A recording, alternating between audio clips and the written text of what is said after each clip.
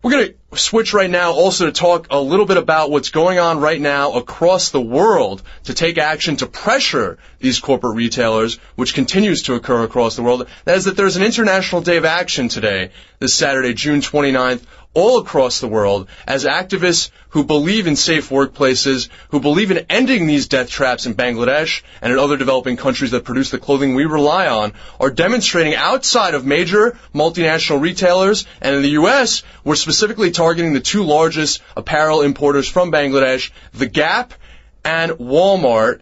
And there are activists right now in Washington, D.C. in particular, at a Gap on Connecticut Avenue that are demonstrating in coordination with United Students Against Sweatshops, Some of Us organization, and, of course, the American Federation of Labor's Congress of Industrial Organizations, AFL-CIO. Joining me now live from this event are two Union Summer interns from the AFL-CIO, Veronica Guerrero, she's a student at the University of Notre Dame, and a native of Larchmont, New York, Westchester County, and of course, Tara Fugate, who's also a student at the University of Michigan, which I know David Schuster will be very pleased to hear about, and she's a resident from a suburb, she's a native of a suburb outside of Detroit. Veronica and Tara, thanks so much for joining us on Take Action News. Hi, thank you so much for having us. Hi. It's great to be here. Thank you. Let me first direct this first question to Veronica. Veronica, what is the scene like right now at the action that is just getting started at the Gap on Connecticut Avenue in Washington, D.C.? We're really excited, and I'm gonna have Tara can pitch it on me as well. Like, there's a whole bunch of students, and we together just think it's really important to be pushing against the Gap, and letting them know that we're here and our voices need to be heard, and that we care about these workers. And so we're just going to do our best. We're going to stage a pretty intense protest here coming Connecticut Avenue. So, are those chants we hear in the background, and what are those chants? Yeah, those are chants you hear in the background. I'm also here at the scene. This is Tara, and I'm looking at a bunch of students shouting about how the Gap needs to start putting people over profit, and there should be no more dead workers. There's a whole host of chants that we have ready and prepared. We're going to do a die-in type of protest, which is really dramatic. A die-in. Now, tell me exactly, Tara, tell me exactly what that entails. And is there a leader on the scene? Is Garrett Strain from the United Students Against Sweatshops helping coordinate that die-in? Is Rob Wool from Some of Us there? Yeah, we've got Garrett here, and he's really passionate, and he's one of the national staff members at USAS, so he's really good at organizing this kind of thing. And a die-in is essentially where people get really dramatic and lie down on the ground as if they're dead, sort of represent the horrific scene that happened at the Rana Plaza factory in Bangladesh. Now, first of all, do you have like a basic estimate for our listeners and viewers out there to let people know what kind of crowds we're talking about right now, or at least what you're hoping to expect as this demonstration heats up? Well, I'm right now essentially looking at maybe 40 people, and we're just getting started, so I'm definitely hoping for some more. Have you received any response yet from the folks working at that Gap store or any of the company's representatives? We have not received a response from the people working at this particular Gap store as of yet.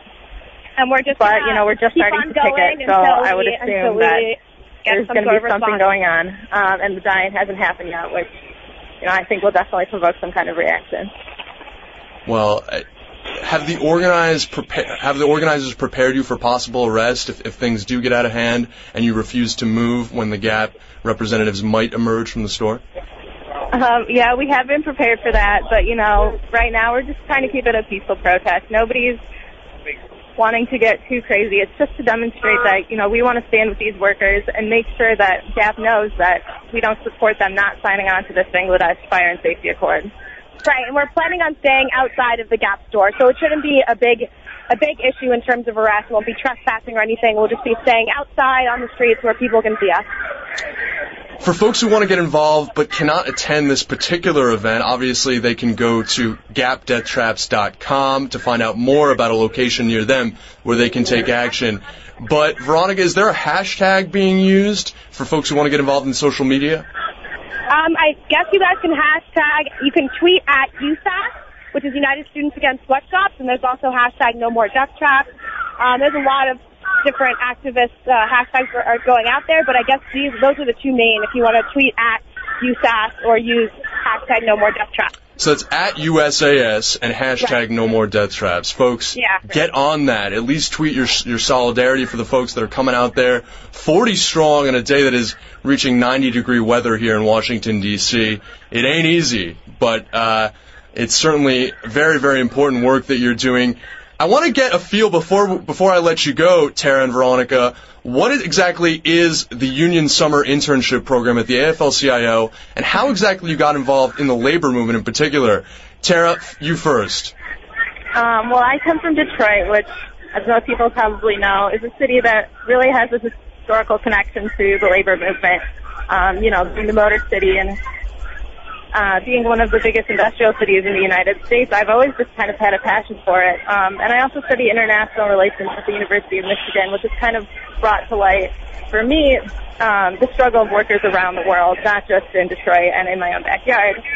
So it's something that I've always really felt passionate about, and it's just increased as I've gotten older and just sort of been able to educate myself more about it.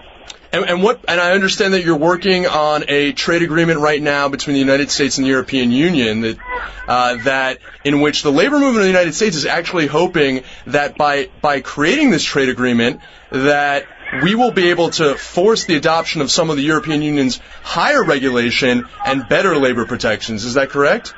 Right. Yes, so we're working on a project that's basically going to figure out how many people would be affected if the United States were to sign on to these trade agreements where workers would have at least some sort of say in the things that happen in their companies every year. So in Europe, currently, international companies have to meet with their workers and meet with their entire company once a year. So we kind of just want the U.S. to get on board with that as well.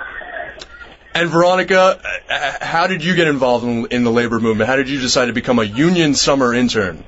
Yeah, so I know you had asked earlier, the Union Summer interns are we're just interns that we work all over the country trying to strengthen the labor movement through the AFL-CIO. And so we're in D.C., but there's people all over the country. But the way I got really into it, I actually took a class with the director of the Higgins Labor Studies program at Notre Dame. And I've always been really into social justice, but I never really knew exactly what I wanted to get into. And through that class with Professor Marty Wolfson, I just really realized that I had a passion for labor and passion for workers' rights. And so from there, I went on to apply to the AFL and see really what more like it was like. And it's been awesome. So I'm pretty new, unlike Tara. I'm not a seasoned vet yet, but I'm loving it. Well, I wish both of you the best of luck, and I hope both of you stay in the labor movement and stay working on economic policy and social justice. It is so important, and as I'm sure you well know, it is not without controversy. Before I let you go, though, I know that David Schuster has strong feelings both about the University of Michigan and Notre Dame. David, you got any thoughts? I got to say to Veronica, congratulations. You are indeed shaking down the thunder from the sky in South Bend and across the country. Congratulations to you. And to Tara, one of our proud Michigan students. Tara, this is for you on behalf of all of your fellow Michiganders, Wolverines. The Michigan difference, Tara, you are showing everybody what action is all about in a proud Michigan tradition. Thank you both so much, and congratulations. Thank you. Thank you so much. That means a lot. All right. Good luck, girls, and thanks. We're showing solidarity here in studio. Thank you so much for joining us. Thank you. Thank you. Bye. When Take Action News continues, we're going to talk a little bit about the social unrest that's going on right now all over the country of Brazil, a country of nearly 200 million people, and some say that more than 1 million people have taken to the streets ahead of the World Cup in 2014. You're not going to want to miss this, so stick with us.